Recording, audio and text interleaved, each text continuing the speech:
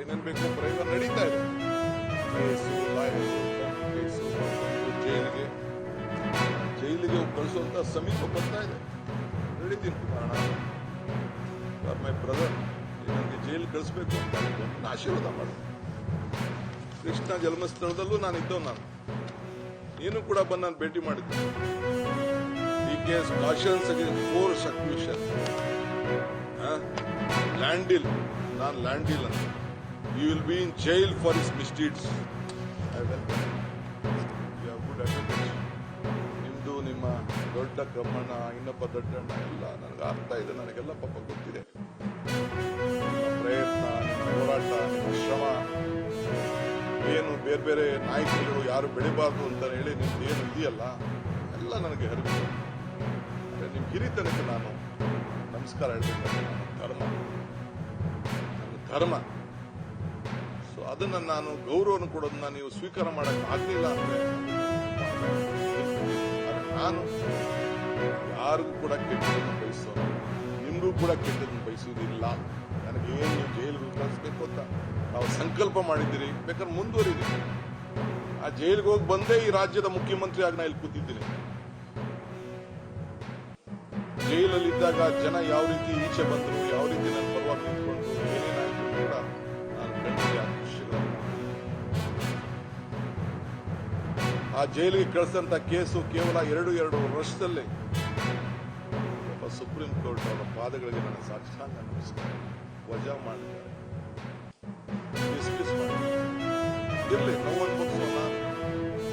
ಆ ಕೋಣೆಯಲ್ಲಿ ಏನ್ ಅನುಭವಿಸಿದೆ, ನನ್ನ ಕುಟುಂಬ ಅನುಭವಿಸಿತು. ನನಗೋಸ್ಕರ ನನ್ನ ತಾಯಿಂದಿರು, ಇಡೀ ರಾಜ್ಯದ ನನ್ನ ತಾಯಿಂದಿರು, ಯುವಕರು, ಹಿರಿಯರು ಕಣ್ಣಲ್ಲಿ ನೀರಾಕಿ ಪ್ರಾರ್ಥನೆ ಮಾಡಿ ನನ್ನನ್ನ ಜೈಲಿಂದ ಕರ್ಕೊಂಡು ಬಂದರು. ಇವತ್ತು ಈ ಸ್ಥಾನದಲ್ಲಿ ಕುಣಿಸಿದವರು ಅದೇ ನನ್ನ ಮತದಾರ, ಅದೇ ಈ ರಾಜ್ಯದ ಜನತೆ. ಚುನಾವಣೆ ಮುಂಚಿತವಾಗಿ 136 ಸೀಟ್ ಅಂತ ಹೇಳಿ ನಾನು ನನ್ನ ಆತ್ಮವಿಶ್ವಾಸದಿಂದ ಹಿಂದಿನ ಶಕ್ತಿಯಿಂದ ಕೊಟ್ಟಂತ ಪ್ರೇರಣೆಯಿಂದ ಇವತ್ತು ಜನರಿಗೆ ನಾನು ಕೇಳ್ಕೊಂಡೆ. ನಿಜ, ರಾಮನಗರಕ್ಕೆ ಹೋದೆ, ಗುಡ್ಲಿಗೆ ಹೋದೆ, ಚನ್ನಪಟ್ಟಣಕ್ಕೆ ಹೋದೆ, ಎಲ್ಲ ಕಡೆ ಹೋದೆ. ನನಗೆ ಪೆನ್ನು ಪೇಪರ್ ಕೊಡಿ ಅಂತ. ಈ ಪೆನ್ನು ಪೇಪರು ಈ ರಾಜ್ಯದ ಜನತೆಗೆ ಸೀಮಿತವಾಗಿರ್ತದೆ, ರಾಜ್ಯದ ಜನತೆ ಬದುಕಿಗೆ ಸೀಮಿತವಾಗಿರ್ತದೆ. ಯಾರಿಗೂ ಕೂಡ ತೊಂದರೆ ಕೊಡುವಂತ ಪ್ರಶ್ನೆ ಈ ಪೆನ್ನು ಪೇಪರ್ ಇಂದ. ನನ್ನ ಜೀವ ಇರೋವರೆಗೂ ಕೂಡ ದೇವರು ಏನ್ ಕೊಟ್ಟಿದ್ದಾನೋ ನನ್ನ ಕುಟುಂಬಕ್ಕೆ ಏನು ನಿರ್ಧಾರ ಮಾಡುವ ಶಕ್ತಿ ನನ್ನ ಕುಟುಂಬದಲ್ಲಿದೆ. ಈ ದೇಹ ಈ ರಾಜ್ಯದ ಜನತೆಗಾಗಿ ರೂಪಾಗಿರ್ತೇನೆ. ಒಂದು ಉತ್ತಮವಾದಂತಹ ಆಡಳಿತವನ್ನು ಕೊಡಬೇಕು. ಈ ರಾಜ್ಯದಲ್ಲಿ ಒಂದು ಸಾಕ್ಷಿ ಗುಡ್ಡೆಯನ್ನು ಬಿಡಬೇಕು. ಪ್ರತಿ ಹಂತದಲ್ಲಿ ಪ್ರತಿ ದಿನ ಕೂಡ ನನ್ನ ಆಡಳಿತದಲ್ಲಿ ರಾಜ್ಯದಲ್ಲಿ ಸುಭಿಕ್ಷೆ ಇರಬೇಕು. ನನ್ನ ಕರ್ತವ್ಯ ಮತ್ತು ನನ್ನ ಧರ್ಮ. ಅವಾಗ ಕುಮಾರಸ್ವಾಮಿ ಅವರು ಹೇಳಿರ್ತಾರೆ, ರೈತರ ಅಭಿಪ್ರಾಯಕ್ಕೆ ವಿರುದ್ಧವಾಗಿ ಯೋಜನೆಯನ್ನು ಜಾರಿ ಮಾಡುವುದಿಲ್ಲ ಅನ್ನೋ ಮಾತನ್ನ ವಿಧಾನಸಭೆಯಲ್ಲೇ ಕುಮಾರಸ್ವಾಮಿ ಅವರು ಉತ್ತರ ಕೊಟ್ಟಿದ್ದಾರೆ.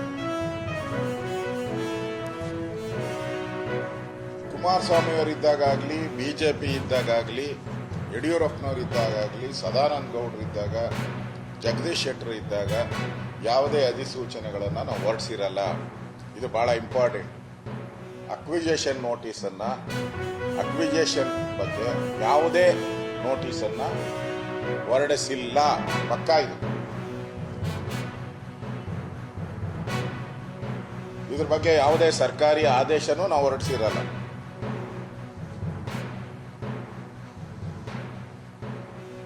DLF ಕಂಪನಿ ಏನಿತ್ತು, ಅವತ್ತು DLF ಕಂಪನಿಗೆ ಆಸಕ್ತಿ ತೋರಿಸಿತ್ತು. ಅವರು 2007ರಲ್ಲಿ ಆಗಸ್ಟ್ 10 ಸರ್ಕಾರ ಬಿದ್ದೋಗ್ತಿತ್ತು. ಕುಮಾರಸ್ವಾಮಿ ಅವರ ಸರ್ಕಾರ ಬಿದ್ದೋಗ್ತಿತ್ತು 2007ರಲ್ಲಿ. ಆ ಸಂದರ್ಭದಲ್ಲಿ DLF 400 ಕೋಟಿ ಏನು ಡಿಪಾಸಿಟ್ ಮಾಡಿತ್ತು. ಅದಾದ ಮೇಲೆ ನಮ್ಮ ಸರ್ಕಾರ ಇದನ್ನ ಕಂಟಿನ್ಯೂ ಮಾಡಂಗಿದ್ರೆ ನಾವು DLF ದುಡ್ಡನ್ನ ಹಂಗೆ ಇಟ್ಕೊಂಬೋದಾಯ್ತು. ನಾವು ವಾಪಸ್ ಕೊಟ್ಬಿಟ್ರಿ DLFಗೆ. ಯಡಿಯೂರಪ್ಪನವರು. DLF ಅವರು ನಮ್ಗೆ ಇದು ಆಸಕ್ತಿ ಇಲ್ಲ ಅಂತ ಹೇಳಿದ್ರು.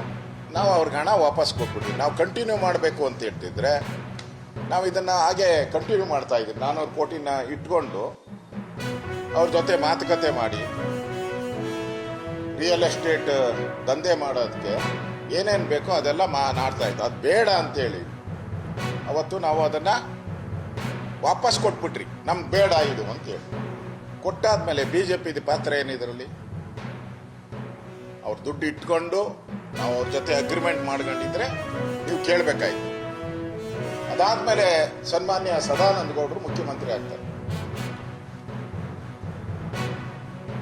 ಅದಾದ್ಮೇಲೆ ಕೇಂದ್ರ ಸರ್ಕಾರ ಈ ಭೂ ಸ್ವಾಧೀನ ಕಾಯ್ದೆ ಅದೊಂದು 1:2 ಕೊಡಬೇಕು, 1:3 ಕೊಡಬೇಕು, ಗ್ರಾಮಾಂತರಗಳಲ್ಲಿ ನಗರ ಪ್ರದೇಶ 1:2 ಕೊಡಬೇಕು ಅಂತೇಳಿ ಕೇಂದ್ರ ಸರ್ಕಾರ ಆ ಸಂದರ್ಭದಲ್ಲಿ ವಿಶೇಷ ಕಾಯ್ದೆಯನ್ನ ತರ್ತದೆ.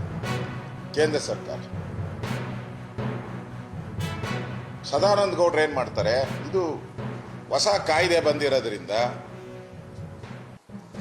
ಅದ್ರ ಬಗ್ಗೆ ಚಿಂತನೆ ಮಾಡಬೇಕಾಗಿದೆ, ಅದನ್ನ ಚಿಂತನೆ ಮಾಡ್ತೀರಿ ಅಂತೇಳಿ ಅದನ್ನ ಅಲ್ಲಿಗೆ ಪೆಂಡಿಂಗ್ ಆಗುತ್ತೆ.